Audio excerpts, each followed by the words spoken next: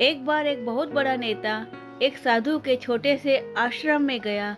वह साधु के बारे में बहुत सुना था, तो उसके मन में आया कि मैं एक बार जाके देखता हूँ कि लोग उसकी इतनी तारीफ क्यों करते हैं। जब वह उस आश्रम में गया तो वहाँ पर एक छोटा सा कमरा था, जहाँ पर एक कालीन बिछा हुआ था। वहाँ पर कुछ लोग नीचे बैठे हुए थे और साधु जी सामने बैठे हुए थे। कुछ सवाल जवाब चल रहा था। वह नेता उस आश्रम में आया और उस नेता के साथ में 4 बॉडीगार्ड भी थे और उसकी यह आदत थी कि जहाँ पर भी वह जाता था, लोग अपनी जगह से खड़े हो जाते थे और उसकी तरफ देखते थे, हाथ जोड़ते थे और सर झुकाते थे। लेकिन यहाँ पर ऐसा कुछ भी नहीं हुआ। साधु व्यस्त होने के कारण उसकी तरफ देखा तक नहीं। तभी नेता को लगा कि यह मेरी बेइज्जती है और वह इस बात से गुस्सा हो गया। नेता ने थोड़े गुस्से से साधु की बात को बीच में काटते हुए कहा कि मैं आपसे कुछ कहना चाहता हूँ। साधु ने उसकी तरफ देखा और बोला, आप थोड़ी देर रुकिए, पहले मैं इनके सवाल का जवाब दे दूँ, उसके बाद में आपसे बात करता हूँ। तब तक आप अगर चाहे तो बैठ सकते हैं। बस साधु के इतना कहने की देरी थी कि नेता का चेहरा गुस्से से लाल हो गया। फिर उसने अपना सारा गुस्सा साधु पर निकाल दिया। अभी तक तो वह बहुत तमीज से आप करके बात कर रहा था, लेकिन अब तू तड़ाक पर उतर आया।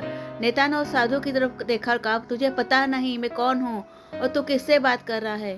साधु ने उसकी तरफ देखा और कहा, मुझसे इससे कोई फर्क नहीं पड़ता कि आप कौन है, लेकिन आप जो कोई भी है, अगर आप चाहते हैं कि मैं आपके सवाल का जवाब दूं तो आपसे बात करूं, तो आपको कुछ देर रुकना होगा। साधु को यह कहते ही नेता गुस्से से पागल हो गया और सबके सामने चीखने चिल्लाने लग गया। अब मैं तुझे तेरी असली औकात दिखाऊंगा। तूने मुझसे पंगा लेकर ठीक नहीं किया। तुझे पता भी नहीं कि मैं तेरे बारे में क्या सोचता हूँ। साधु ने फिर नेता की तरफ देख के कहा और बड़े प्रेम से कहा कि मुझे कोई फर्क नहीं पड़ता कि आप मेरे बारे में क्या सोचते हो। फिर नेता ने उससे कहा, तू चाहे सुनना चाहता है या नहीं, लेकिन मैं तुझे सबके सामने बताऊंगा कि मैं तेरे बारे में क्या सोचता हूँ। तू कोई साधु वाधु नहीं है, तू बहुत ही घटिया इंसान है, एक पाखंडी है। जितने भी लोग जो बैठे हैं सबको बेवकूफ़ बना रहा है। इन लोगों के जेब में जितना भी पैसा है वह सब तेरे पास आ जाए, तू यही चाहता है। तू अपने फायदे के लिए इन लोगों का इस्तेमाल कर रहा है। अब मैं तुझे नहीं छोड़ने वाला हूँ, पूरी दुनिया के सामने तेरा पर्दाफाश करके रहूँगा। लेकिन उसके इतना बोलने के बाद भी हल्की सी मुस्कान के साथ उस साधु के चेहरे पर बनी रही और यह देखकर वह तिलमिला गया। अब बहुत हो गया, अभी भी तेरे पास मौका है। अगर मुझसे माफ़ी मांगनी है तो कुछ कहना है तो कह सकते हो।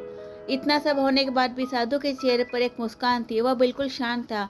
फिर उन्होंने अपनी आंखें बंद की और फिर साधु ने अपनी आंखें खोली और हाथ जोड़े कहा, मुझे आपसे कोई गिला शिकवा नहीं है।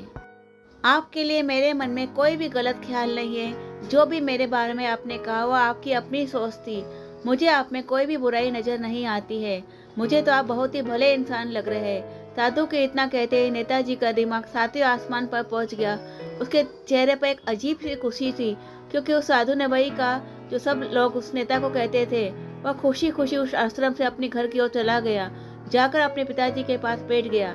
उसके पिताजी ध्यान में थे। उन्होंने पूरी जिंदगी सिर्फ लोगों की सेवा की थी और बदले में कुछ भी उम्मीद नहीं किया।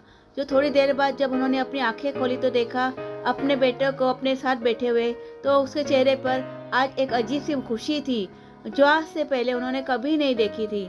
फिर उसने एक एक करके सब कुछ बताया कि आज क्या हुआ, किस तरह से वह आश्रम गया, वहाँ पर क्या हुआ, उसने क्या कहा और साधु जी ने क्या कहा। जब उसके पिताजी ने पूरी बात सुनी, थोड़ा सा मुस्कुराए और अपने बेटे को देख करके बोले, उन्होंने तुम्हारी तारीफ नहीं करी, क्योंकि उन्होंने वह नहीं कहा कि जो तुम हो, उन्होंने वह कहा वह जो खुद है। और तुमने जो भी कुछ उनको कहा वो नहीं है, बल्कि तुमने वह कहा जो तुम खुद हो। यही बात वेदों में भी कही गई है, यथा दृष्टि तथा सृष्टि। यह दुनिया तुम्हें वैसे नहीं दिखती जैसी ये दुनिया है।